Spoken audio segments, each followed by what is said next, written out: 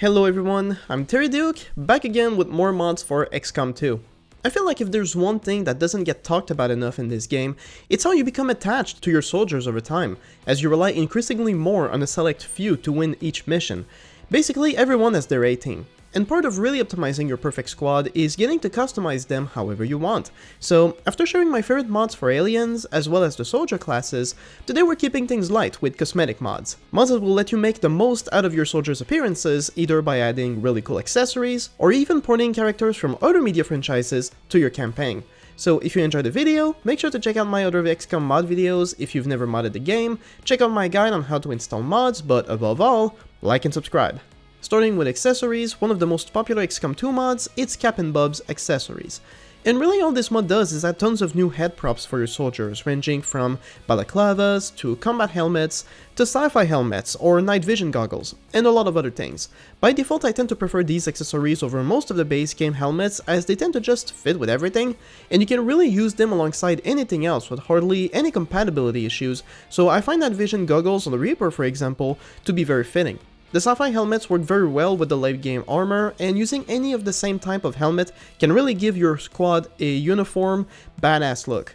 If you're a fan of face paints though, you can also try custom face paints. This adds more variety of face paints with many references to other media franchises. For example, you could add the Crow makeup from the same movie, or another Scottish Warpaint version more similar to that of Braveheart. There's also more scores in their facial stuff, like they literally added Robert De Niro's mole, so yeah, there's a lot of variety. Before we get into the other mods for the soldiers though, a quick shout out to the cosmetics mod for the Spark. There's a few, but my favorite is the Advent Military Assault MEC cosmetics.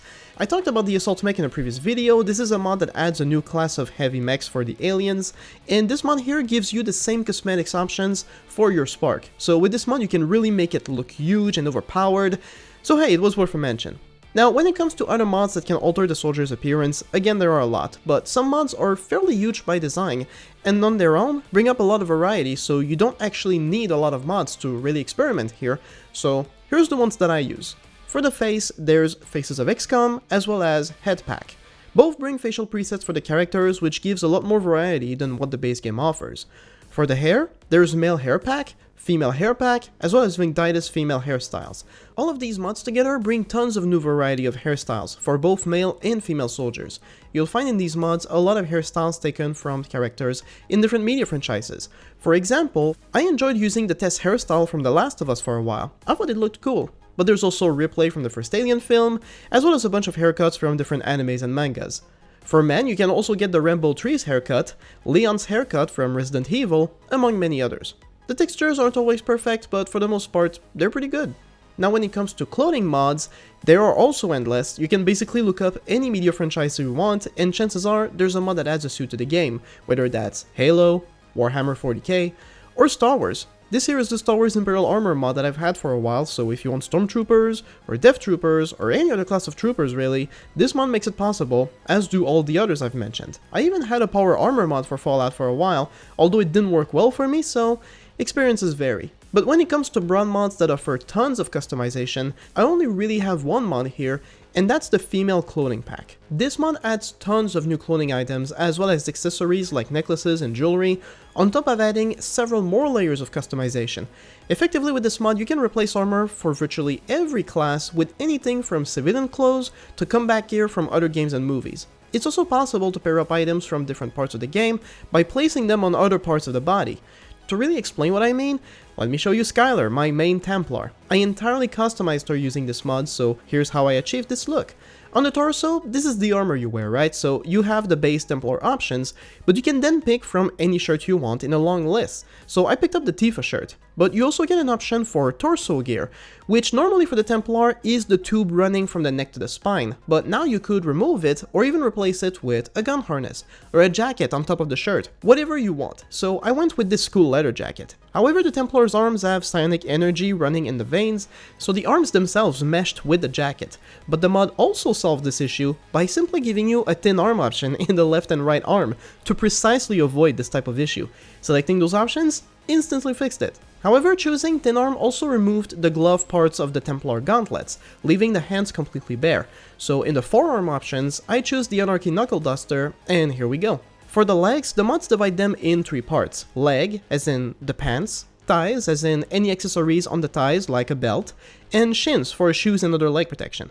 So setting thigh to none, I essentially removed the Templar's skirt. From there, I picked a pair of combat pants that came with their own pair of boots, so I set shins to none as well. And then I added a necklace for the final touch. This was a look I created for fun, but I think it looks really cool, and the design of the mod, how much versatility it has, is what allowed me to achieve this, so really, the options are endless. The only issue with this mod is that once you have it, accessories tend to be applied at random on all your female troops, so you need to go through each of them to remove the excess accessories, otherwise they can look really weird. In my mind though, it's a small inconvenience for what you get. So of all my cosmetic mods, this is the most important. There is a similar mod for men called the Male Clothing Pack, but unfortunately it's not nearly as complex, it has few options in comparison.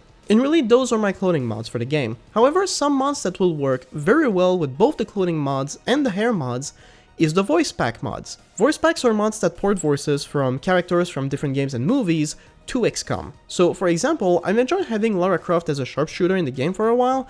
In this case, I have a voice pack for Lara Croft from Rise of the Tomb Raider, and from the hair mods I have the same messy ponytail, and from the clothing mod I have her clothes from the game as well. And so, this is Lara Croft in XCOM 2. I'm on my way. Okay. Yes, of course. But there are tons of other possibilities. I mentioned for instance that the male hair pack has Leon's hair in it. If you get the Leon voice pack, you can bring Leon to the game too. Here's a couple of characters I got as a result of pairing all of these mods. Coming through. What are you here for? Just kidding, I don't care. Oh boy, don't rush it. I don't want to overstep my bounds or anything. Yeah, well, you know, my Ferrari's in the shop. Out the way! Here I am! Come on now! I gotta run. Go! I get it. I'll go. Heck, remember the Stormtrooper armors?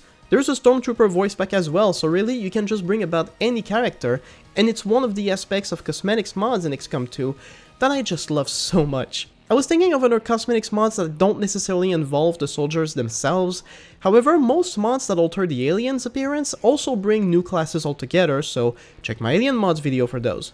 That said, there is a fun cosmetics mod I've enjoyed for a while, and it's World War Lost. This mod gives more variety in the appearance of the Lost zombies, from soldiers to paramedics to civilians and even children.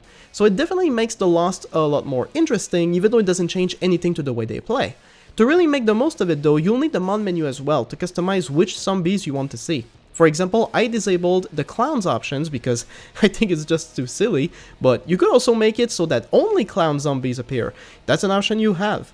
As a final mod in a similar vibe, here's Community Pose Pack.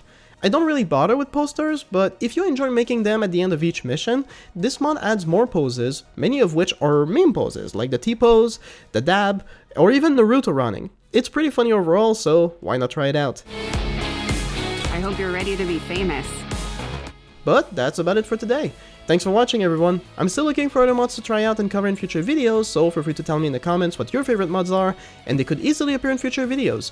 Thanks again, and I'll see you next time.